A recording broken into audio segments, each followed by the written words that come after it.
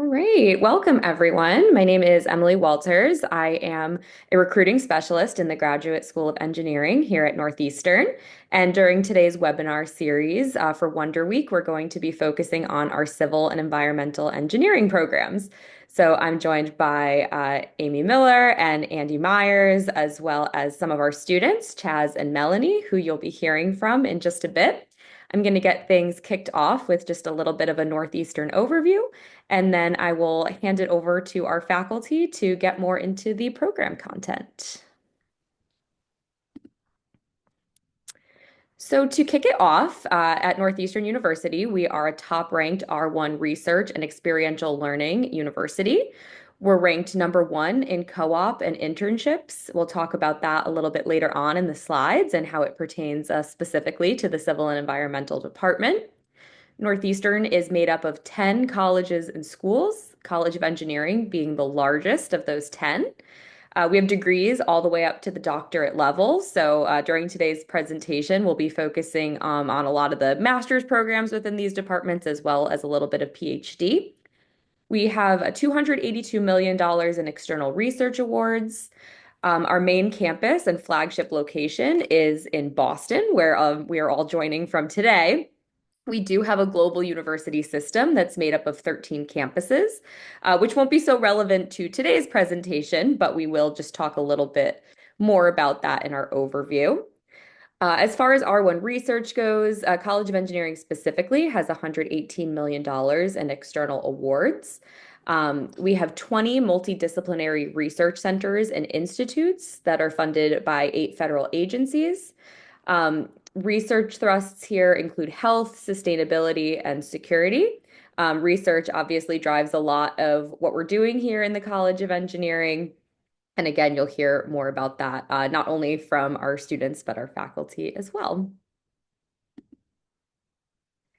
And here's just a little more of the overview of our global university system. So all of the programs that are offered within the College of Engineering are located on ground on our Boston campus. And we've started to kind of offer some of those programs out on these global campus locations as well. This slide here gives you a little bit more of an idea and a breakdown of what programs are offered on those different campuses, and also a little bit more of a breakdown of what degrees and programs are offered within the College of Engineering. Again, not so relevant to this particular webinar with this department, but for those programs that are offered on our global campuses, we are offering some regional campus scholarships at this time. So if you have friends, family, anyone else who is interested in engineering degrees that might be available on those global campuses, this is a great opportunity, and we'd love for you to share that with them. And to talk a little bit more about our accomplished faculty here at Northeastern, we have over 215 tenure and tenure track faculty, over 115 Young Investigator Awards, 67 NSF Career Awards, and over 95 Professional Society Fellowships. We also have 3 NAE members. So our faculty are pretty impressive here within the College of Engineering, and you'll be hearing from them momentarily. Before we hand it off, I do just want to talk a little bit more about our COE mission. As an academic institution, our main product is people. Our success is based on the quantity and quality of the people we produce. We produce transformative engineers, both students and faculty, with a global impact. So with that, we will dive into our civil and environmental engineering department. I will go ahead and hand it off first to Amy Miller to get started. Thanks so much. Thank you, Emily. So hello to all of you who are here on the webinar. It's my privilege to give you an introduction today to a little bit to our department and really starting with the programs that we are offering. I am joined here today by 2 students from our program and my colleague, Professor Andy Myers. He and I work very closely together in graduate studies, and so we are here to share with you today our thinking and really how the department is approaching graduate studies. Emily, if you could go to the next slide. So the way that we think about civil and environmental engineering, I think, is very holistic. We are excited about being servants of the community. We're really a discipline that is building solutions that help individuals, communities, and the planet.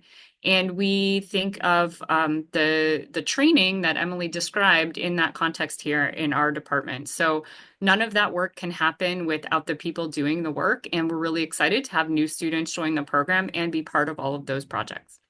So can we go to the next one, Emily? Thank you. So a snapshot of our department, we are a pretty big department in terms of civil and environmental across the country. We have tripled in size in the past 15 years, and I mention that just to say we have been thinking about what is really needed in the field of civil and environmental engineering in a very current context. So what are the challenges now? How do we serve those challenges? How do we solve those challenges? And who are the different people and disciplines that need to be in the room to do that work? We support about 130 to 150 MS students, 60 to 80 PhD students at any given time. We have a very large undergraduate class, and all of those individuals are part of a big community. So there really is crossing over between all of those different student bodies. We have a lot of combined clubs and events. And especially in the research labs, you'll find that there are projects with students from the undergraduate, master's, and PhD levels all working together. We work very closely with industry. So, like I said, we think of our mission as being contributing to the world generally, and that means that we need to be training people for the workforce of right now. And we learn about the workforce of right now and what those skills what the most critical skills are that are needed from our industrial advisory board, which is made up of individuals from many of the biggest and forward-looking companies in the Boston area and beyond. We have, sorry, I was not quite done, Emily. We have also a pretty big funding, research funding in our department too, as across the college. And this comes across all the different core disciplines that you are all probably familiar with in civil and environmental. So thinking about those traditional names is still part of how things are organized, although I will say that we cross across those lines a lot, but we have research funding that's thinking about all of the different types of infrastructure systems that are supporting the built environment, the natural environment, and then really across all of those disciplines and crossing over into other disciplines through the interdisciplinary PhD program. All right, next slide. So in our department, we offer a number of different degrees, and I will highlight a few of them. The Civil and Environmental Engineering MS program has 6 different concentrations, which you'll see at the bottom of this slide. 5 of those concentrations probably look pretty familiar to traditional disciplines, and the 6th is Data and Systems, which we added several years ago as a skill foundation degree to support all of the other disciplines in the department. I'll talk a little bit about that mentality and how it supports many of the different aspects of our work. But we also have a number of other degree programs, both at the MS and PhD level, that are thinking about how civil and environmental engineering connect to all other aspects of the natural and built environment and also the human aspects of that. So climate science and engineering is a joint degree with the College of Science. Engineering and public policy is a joint degree with the Public Policy School. Sustainable building systems is a joint degree with the architecture department. So we're really thinking about how we can connect to other disciplines to give our students unique skill sets that take them out into the world and let them do something really impactful. Next slide. All of our MS programs have a common baseline, which is that they require 32 semester hours of coursework. That is most typically 8 4-semester hour courses. There are a few cases where some disciplines have some 2-semester hour courses that you would add up. There are 3 different pathways through that program where you can do just 8 classes, or you can choose to do some individual research, either 1 semester of research or 2. And those are both rolling up to the 32 semester hours. So you substitute out some coursework for research. At the PhD level, there are, again, 2 pathways. This basically depends on whether or not you have a master's degree when you start the program. If you already have a master's degree, there's a 20 semester hour requirement. So that's basically 5 classes. If you come in with just a bachelor's degree, it's a 48 semester hour pathway. There are typical milestones in the PhD program that are common to pretty much any PhD program, which starts with initial coursework. Then you do a qualifying exam, which is sort of the major milestone to become a PhD student, thinking about really the research part of it, after which you do a proposal defense, really get into the meat of your research, and then finally present the culmination of your work. Next slide. All right, so now I'll highlight just a few of the unique programs that we have and what we were thinking about when we put them together. So the MS in Climate Science and Engineering is a program we introduced this year, and it has been immediately very popular, I think for good reason. Now is an important time in this space. This degree program was designed to serve both science and engineering bachelor's degree training, really bringing together these 2 disciplines, thinking about how we collaborate across different skill sets to tackle really challenging issues that require both understanding the function of the Earth system, but also understanding how we can create and implement sometimes very, very large scale engineering solutions and do those 2 things in concert. So we're designing solutions that will have minimal impact on the environment and best service to society and community. And this program has a requirement both for some classes in the science college and also some classes in the engineering college, and is founded on a few core classes that talk about technologies related to climate, and bring all of the students together into the same classroom, really to build cohort. All right, next slide. The next I briefly mentioned is the MS in Engineering and Public Policy.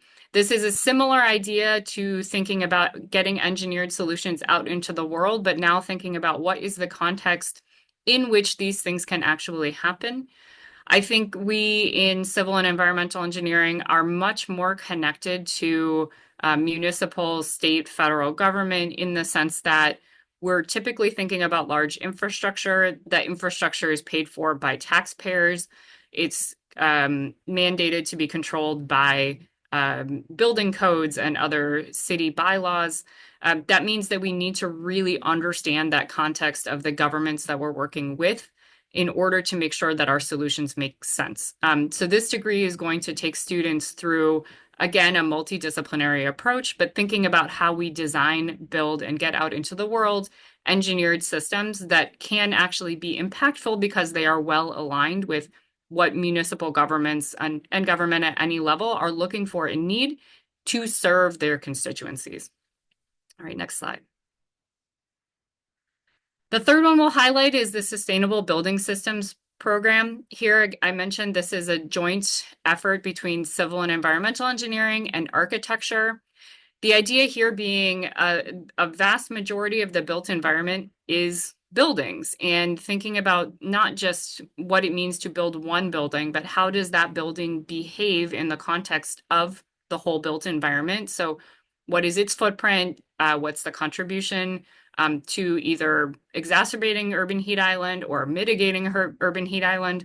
Also, how does building design affect the people inside the building? So how do we think about human comfort? So this is really a holistic degree coming together to think about how individual elements of infrastructure compound into entire cities and how we can be more strategic in that design. Next slide. The Sustainability Engineering Leadership Program is kind of hot off the presses, and this is thinking about how we can be forward-looking when we think about sustainability in general. So this is a program really trying to center civil and environmental engineering in a leadership position within the broader engineering discipline. How can we lead? How can we help define sustainability in a way that's actually tangible and meaningful and can be implemented into the real world? All right, next slide. Okay, and then data and systems is an area that's near and dear to my heart. I'm the faculty advisor for this program. And like I mentioned earlier, this is a degree program that we envisioned and implemented really to support across any interest area that students have in civil and environmental engineering. The motivation here is that all solutions that are going to be implemented in the future are really starting to be built on big data. They're starting to be built on responsive smart systems. And if those are infrastructure projects, we need the engineers who are designing those pieces of infrastructure to really have a handle on these tool sets in order to be visionary and to really push for systematic and rational change. So this data and systems program is giving students fundamental skill development in data analytics, computer programming, systems thinking, and then providing for a pathway where those skills can be applied in any different interest area. So that could be structures or architecture or transportation or really anything that the different disciplines that our department includes. So next slide, Emily. We also have a few certificates that the department manages, and you can think about these as something like a minor, but at the graduate level. So the first of these is a certificate in sustainability engineering. This is a 4-course certificate. It is something that you can take concurrently with a master's degree, so things can be double counted. The motivation behind this certificate was really to build a bridge for folks outside of engineering to collaborate with engineers on solutions in sustainability. It could potentially also be appropriate for some folks inside of engineering, depending where you're coming from, in order to kind of build that vocabulary skill set to start to tackle some of these more complex and larger scale problems. Next slide. The other certificate that we manage is in climate and engineering. You can think of this as kind of a bite-sized version of the science and engineering climate degree. This one is really intended for students who are coming from civil and environmental engineering and are specifically interested in showing a relevant expertise toward climate issues. This will help you to potentially add on climate awareness to any other master's program. So it will allow you with 3 different classes to build up a record of maybe an expertise in transportation, but you show also how you can see those connections to climate. And again, double counting is allowed here. Next slide. So I mentioned the data and systems degree program is very near and dear to my heart. Part of that is because it is very near and dear to the heart of almost everyone in this department. So the faculty who are teaching in these programs and advising students in these programs, it is because we are all thinking about this approach in our research. How can we leverage the data revolution that we're in the midst of to support really a more sustainable future, to envision the next generation of infrastructure, to work with our city and municipal partners to actually build these things, to bring them into reality. And that crosses every discipline across the department. So what you're seeing here is wastewater treatment plant, transportation, smart structures design and evaluation, all the way up to how do we think about the water resources of the entire planet from space. And these are all projects that faculty in our department are working on. Next slide. So some examples of this work are listed here. I will highlight just a few and maybe more of the thematic connections. So some of these projects are thinking about very small scale problems. How do we measure specific contaminants in one water sample and then scale that up to all watersheds? Or how do we think from big down? So how do we think about climate modeling for the whole planet, and then what that teaches us about the decisions we are trying to make at a municipal level or at a countrywide level? We're also applying this kind of approach to really support individual work thrusts. So you can see that this is anything from VR environments to support first responders, or to really simulate situations that we hope aren't happening in reality, but we do need an ability to respond to if they do happen, and also to help rationalize design of public transportation systems. So this can be anything from where we can streamline bus routes, to siting of bus stops, to the last mile issues related to connecting bike share programs and on-demand rides like Uber and Lyft to public transit to make that one comprehensive system. Next slide. The underpinning of this master's degree, just to give you a sense of how we connect all of this, is really bringing together data and computing, sensors and systems. This is within civil and environmental, or it can be also across the university. So there are some courses here in actually building physical sensors or operations research in other departments. And then coming back to civil and environmental and thinking about applying those skills really in our core courses here in the department. And then we also have some flexibility within the program so that students from different disciplines can highlight the areas that they think are most important to their future careers. Next. For this program specifically, I wanted to highlight a few questions we frequently get. This is a program that's been designed, like I said, to serve students coming from many different backgrounds. So we're not expecting students coming to this program already have programming experience, that they already have built up skills in these areas.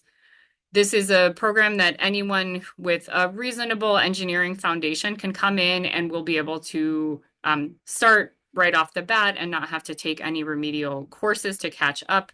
And the idea is after they go through the 5 core courses, we'll be able to really support their future work, whether that's research or going out into industry, regardless of where that application area ends up being. So like I said, this can be across any of the disciplines. We've had students go out from this program into consulting, into government, into nonprofits. So it's really intended to be a very versatile degree.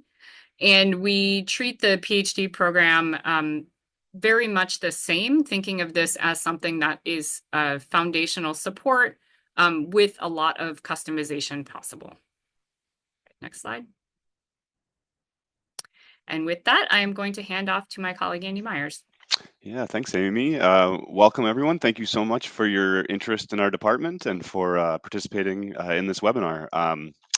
So just a little bit of the leadership organization within our department. So as Amy mentioned, Amy and I oversee the entire graduate program. So all of those certificates and degrees and concentrations that she described are developed and executed by our committee.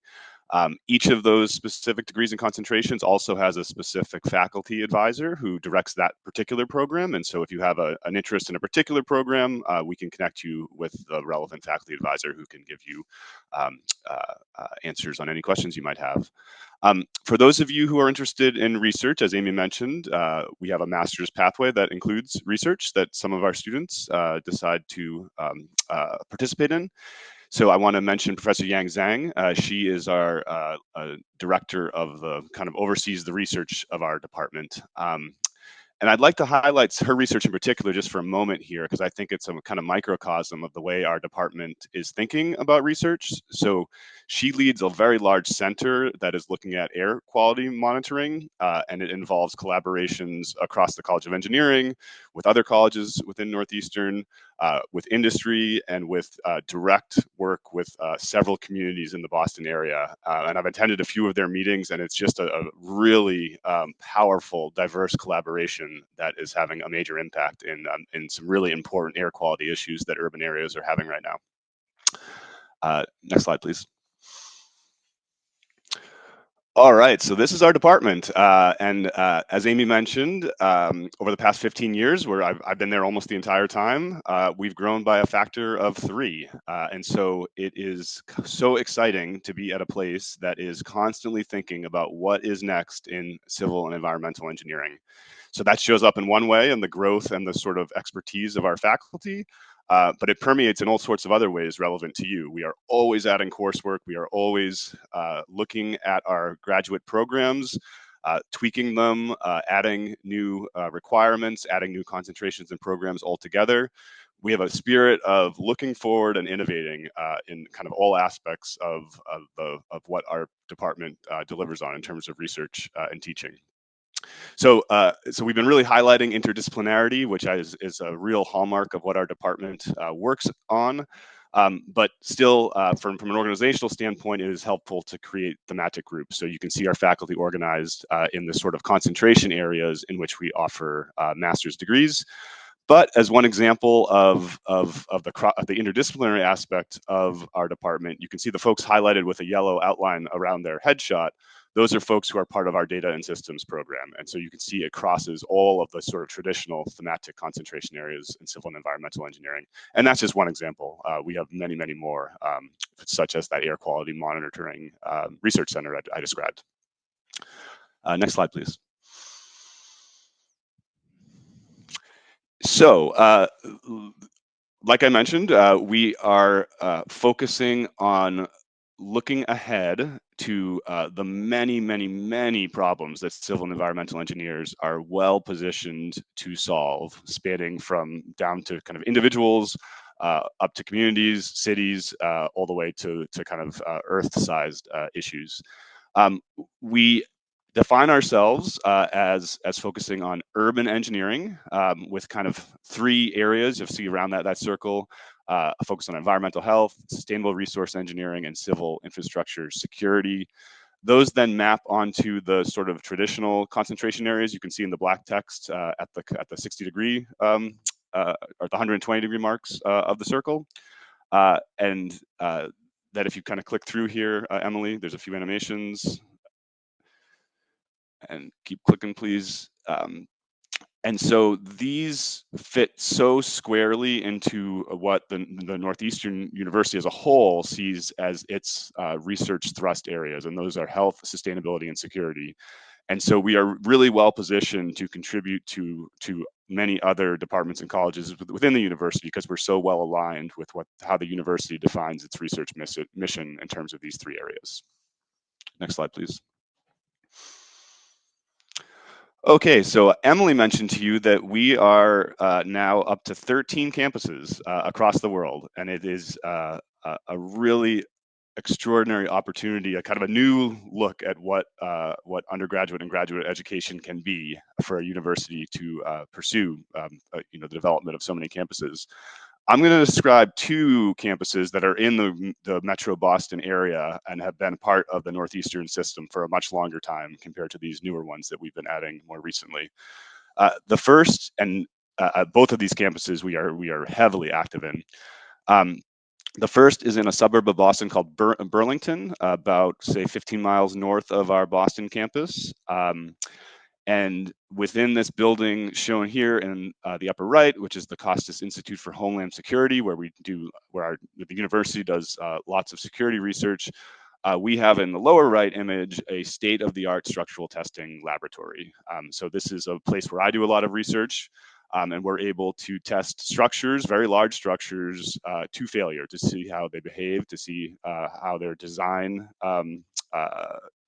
how our design understanding relates to the actual experimental behavior of a structural system. As we speak, we are just in the midst of building up a testing system for a really innovative floor system for buildings that promises to save a lot of embodied carbon and increase construction time. And so it's a really exciting idea. Then in the lower left, there's also in this Burlington campus, we have a state-of-the-art drone cage for testing of drone capabilities and sensing and ideas like that of how to use drones to, say, inspect infrastructure to save time and do a better job at understanding the state of our infrastructure. Next slide, please. Another campus we have close to Boston. So this is the town of Nahant, an isthmus, maybe about 10 miles or so north of Boston. Gorgeous campus, as you can tell by the picture here. Fabulous place to visit. I love it when I'm able to visit here. And this is where our Marine and Environmental Science Department is located. I want to highlight that specifically because this is an example of the interdisciplinarity that we focus on. So within our department, we have almost 10 faculty who are jointly appointed, and Professor Miller is one of them, who are jointly appointed between the Civil and Environmental Engineering Department and the Marine and Environmental Science Department. And that's a really big deal for forging collaborations between departments that otherwise might not talk to each other very much. We have our faculty attending both of their department meetings, teaching in both of the departments, and it just leads to conversations and research and proposals that gets at the heart of so many issues that require interdisciplinarity to solve. Next slide, please. All right, and then I got to talk about co-op. So co-op at the undergraduate level is at the very heart of our university. We've been doing it for 115 years. We just celebrated that anniversary this fall. It actually started in our department 115 years ago. We are really proud about that. And yesterday, our undergraduates just had their sort of senior celebration, and I was talking with many of them at the celebration, and they just all were saying how impactful their co-op experiences were in their. More recently, we've expanded co-op to the graduate level, and right now, I would say it's something like 20%, 25% of our master's students who pursue a co-op placement. But the program is there, and we urge you to take advantage of it because we've seen how impactful it can be at the undergraduate level. Our department has 2 full-time co-op coordinators. Jess Ormsby is shown on the left, and Nora Salmon is shown on the right. And so then if you go to the next slide, please. Their full-time job is to facilitate relationships between our students and employers, and so they are always making relationships. And so on the employer side, this involves finding companies who are doing interesting work that needs the skill sets that we train our students to have. Looking forward to kind of new opportunities and new skill sets that employers want our students to have. It's a great feedback loop for when we're designing our curricula. And then making sure that the connections between the employer needs and the student needs. This needs to be a mutually beneficial arrangement to be a successful program like we've had it for so long. On the student side, they will work with you in all sorts of ways to help you sort of in a professional development sense. So help with resume writing, how to interview effectively, how to go about selecting a job and applying for a job, how to leverage LinkedIn in order to find opportunities and pursue them. And then just in general, preparing for the professional working environment. And if you go to the next slide, please, Emily. So this is a lot of text that I won't go through, but you'll have access to the recording of the slides and can read up on this on your own, including the link. But I do want to highlight one point, and that is that by intentional design, a co-op placement as part of a undergraduate or graduate experience cannot be at the start of your program or at the end of the program.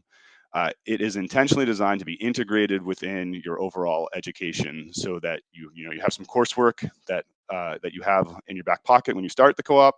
you sort of are aware of that, and then you get a sense of areas where you might need to learn a little bit more to be more effective when you actually start working full time. Then you come back to Northeastern and you can pursue that coursework. And so it's this wonderful virtuous cycle, combining an experience in the workplace as part of your overall education. And then there's some requirements in terms of coursework and GPAs, but I don't think we need to get into that now. You could read that on your own. Next slide, please. Yeah, and I'll pass it to Emily to talk about our Graduate Ambassador Program. Awesome. Thanks so much, Andy. And thank you, Amy, for diving into the Civil and Environmental Department and all of its offerings. Next up, we're going to talk about and with our graduate ambassadors. They are some of our most valuable resources that we have here within the Graduate School of Engineering. We have ambassadors for almost every program that we offer, which are current students currently on campus, living, breathing these programs. They are available to speak with in many different ways. There's many ways to contact our ambassadors to talk about different aspects of what to expect during our programs. This is a great slide to, just take a screenshot of to remind you what our ambassadors can assist with and how to contact them. But without further ado, I will go ahead and pass it over to two of our current students that we have with us. We'll start with Chaz and then pass it to Melanie to talk a little bit about their experience thus far, what program they're a part of, and how they're enjoying Northeastern, and any tips and advice that they have for you all. So we'll pass it to Chaz. Thanks so much for joining. Yeah, thank you, Emily, and good afternoon. Well, it's still morning. Good morning to everyone. I just want to say before I get started that this was a way that I learned about a lot of the information about the program, about co-op, about some of the requirements by attending one of these events last year. So I think for everybody who's attending, this is a great start of getting to know some of the things that you could expect if you are planning to come this year in September. So with that being said, I'm one of the first students in the master's program for climate science and engineering. I think there's about 14 of us, I think, or close to that in the cohort. And it's been great so far. We've had opportunities to learn in depth about climate change. There's so many opportunities at Northeastern to get involved. I've been a part of 3 competitions this year. The Solar District Cup, which we're presenting in the finals on Saturday, so that's exciting. And then Solar Decathlon is coming up. The final competition presentation is also next week. And then the Geothermal Collegiate Competition, we just learned yesterday that the Northeastern team won the technical track, and we got best mentions for best video. So that's all exciting. This is the middle picture here, where we presented at the sustainability week last fall.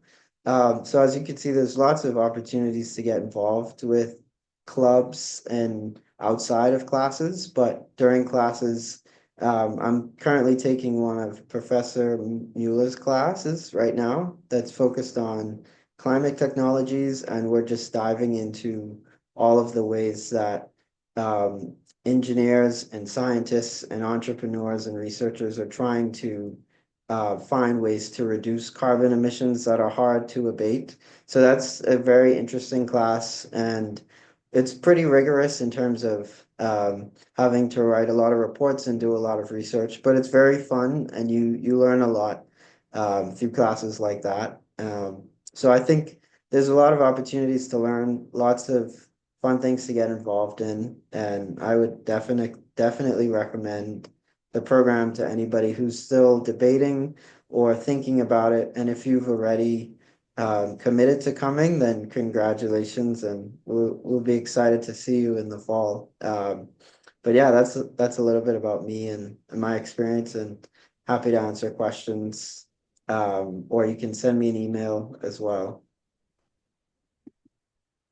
Thanks, Chaz. We'll go ahead and pass it to Melanie. Hello, my name's Melanie Marino. and I'm a second year PhD candidate at Northeastern in the Civil Environmental Engineering department. And so I come from a background in civil engineering, but uh, when applying to Northeastern, I wanted to do something a little bit more interdisciplinary. So on the way to my PhD, I'm also pursuing a master's in engineering and public policy.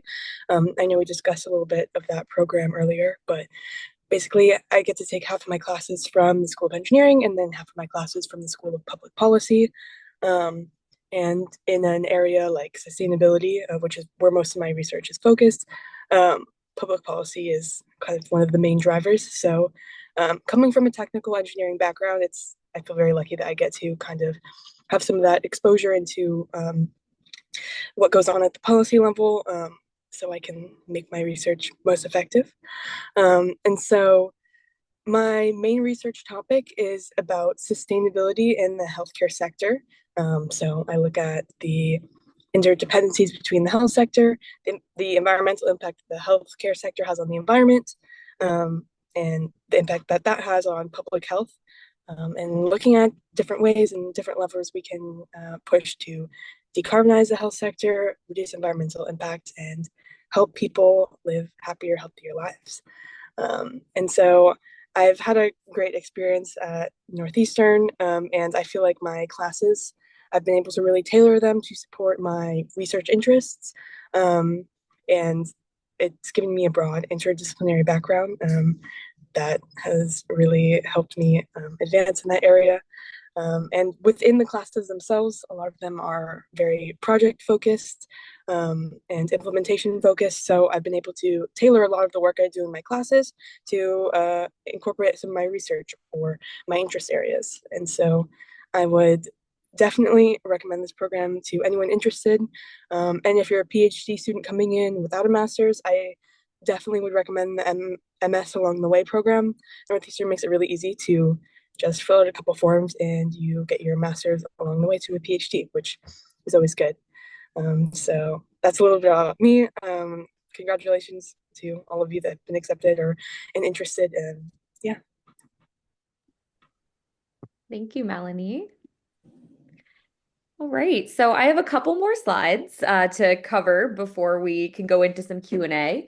Thank you to everyone who's already submitted questions. I know I've been able to answer some as we've been going through the presentation. I've specifically saved some because I think they'll be great conversation topics just for a little bit of Q&A at the end here. But I will just briefly talk about next steps. I know that we do have many students on this webinar who've already been accepted and are joining in fall 25. And if that's the case, as we've mentioned, congratulations. We're very excited to welcome you in the fall. And I know we do have some prospective students on here as well, thinking about applying to either some of the MS or PhD programs. So I do just want to go over timeline a bit. As you can see, some of the priority deadlines obviously have already passed for fall 2025, but we are still accepting applications up until June 1st for any international students outside of the United States, up until July 1st for any international students who are currently residing within the US and Canada, and then up until August 1st for domestic US and Canadian students. I know we've gotten a lot of questions about some PhD applications that are still pending at this point in time. You know, as those priority deadlines have passed, PhD acceptance is all up to funding availability. So while we are kind of winding down within that, there's still possibilities, and I'll have our faculty touch a little bit on that as we go forward, but I know we've gotten a few questions there. And then we do have applications open for our spring 2026 cycle. Deadlines there apply by August 15th for international students outside the US, October 1st for any international students currently in the US, and December 1st for our domestic students. And then applications for fall 2026, so next fall, will open after the summer. And a little bit about our admissions requirements. So as far as an application fee goes, we no longer have an application fee for our MS programs. I know we do still have some PhD interested students on this webinar. So if you've not applied yet, please feel free to message me for a fee waiver code. For fall 2025, we have that code available as of now. We don't have our spring code available yet. So if you're planning on applying in the future, you can reach out to us at that time, and we'll be able to provide a fee waiver code, or if you attend an event later on for PhD admissions, codes will be available there. But going forward for all of our MS programs, there is no longer an application fee. We do require 2 letters of recommendation. We do appreciate any academic references when possible, but professional references are also available or also welcome. At the time of application, we'll require your unofficial transcripts, a statement of purpose, as well as your resume. We're not currently requiring the GRE. You can see it's crossed out there.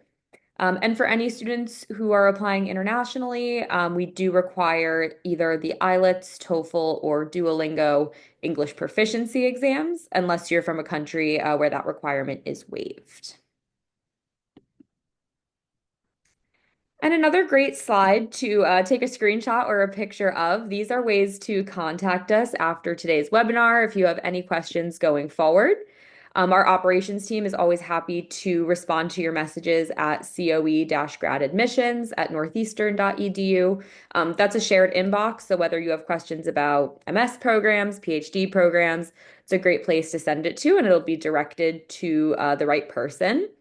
We do also have a pretty comprehensive FAQ on our website. So again, if any questions come up after this session today, it's a great place to check. We have a lot of information posted there. And of course, the email to get in touch with our graduate ambassadors. They have many ways that you can contact them, but email is always a great way to start. And then we can get you connected to the ambassador that best fits your interests and what program you're interested in applying to. And then for accepted students, we do have some WhatsApp groups where you can connect even more with our student ambassadors. All right, so with that, we do have a little bit of time for Q&A. Again, thank you to everyone who's already submitted questions. I see Amy's answered a few in there as well. I do just want to point out too, there's a couple questions in here that pertain to personal applications. If you're having any trouble within the system or have questions that pertain to your specific application, you can go ahead and email that COE-grad admissions email. I'll put back up this slide so you can see it. That way we can take a deeper dive into your specific application. Our operations team can take a look and resolve any issues for you there.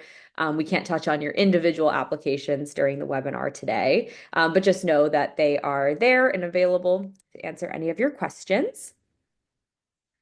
And I will go through. We've gotten a couple questions about funding. I've answered a few of the PhD ones about the funding package that is available for accepted PhD students. And I know that MS funding is a little bit more hard to come by, but Andy or Amy, do you want to just touch on any potential opportunities that might be available to students? Yeah, certainly.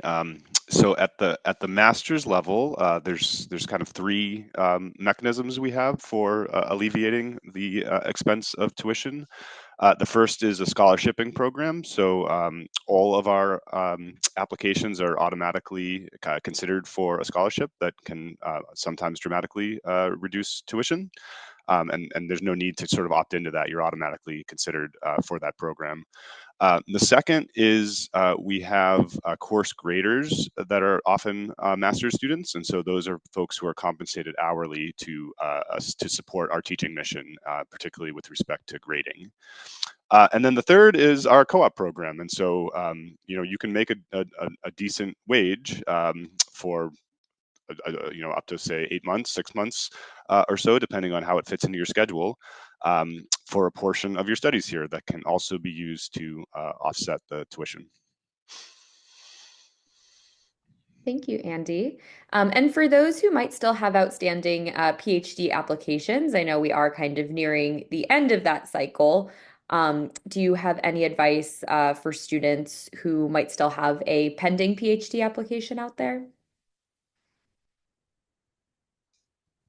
You want to take that one, Amy, or? I'm not sure if I have advice, but maybe just some context. As Emily mentioned, PhD student offers really are on a one-by-one basis and very tightly controlled or linked to funding availability. So we make sure that every student who's admitted to the program has funding for their whole time in the program and has a research project available for them to work on. Because there are some questions about pending funding opportunities, it has made it a little bit more complex this year for the decision making from the university and faculty side. So my advice, I guess, would be to sit tight if there is an opportunity for us to send out admissions. We absolutely will. We love having more students in the program. There's not an action that can be taken from the student side at this moment to kind of change those variables. It's rather just, keep an eye on your email, and if opportunities come up, we will send out more information. Does that help, Emily? Yes, thank you so much. I can take this question here about the English requirements. If you have completed a degree in English in the US, then that requirement can be waived. Again, we do have a list if you go to that FAQ page on our website of all the countries that are exempt. Sometimes, even if it is completed in English, if the country is not on the exempt list, it will not count towards the English proficiency requirement. So I recommend taking a look there for the list of exempt countries. But if you have completed a degree in the US before as an international student, then that requirement will be waived. For co-op, I can start to weigh in on this, and then if anyone has any other advice. As Andy mentioned earlier, you can't apply for co-op during your first semester or last semester. I believe you do have to have 16 credits under your belt in order to begin the co-op process and start taking the intro course that you take in order to go into co-op. So it's specifically meant to be within, the midpoint of your program. And then we do have co-ops that range, I believe, 4, 6, and 8 months long. All right. And a question here about being a part-time student. To Andy or Amy, do you know the semester requirement, minimum semester hour requirement for a part-time student? For a part-time, it's just one course a semester. Awesome. Thank you. And you can even to have gaps in it as well. It doesn't even have to be continuous. And I'll just note that we at the master's level are intentional in scheduling and in offering virtual sessions, virtual streaming sessions in many of our core courses at the master's level, so that it can be more, so that we can better accommodate folks who are working full time during the day and doing a part-time master's during after hours. Thank you. Great questions, everyone. Any others before we wrap up today's session? Well, in the case that any questions do pop up after the session today, again, this is a great slide to take note of. And if your questions are specific to our faculty or to our ambassadors, if we happen to catch them in the admissions office, we'll definitely pass them along to the best person to help you answer your questions.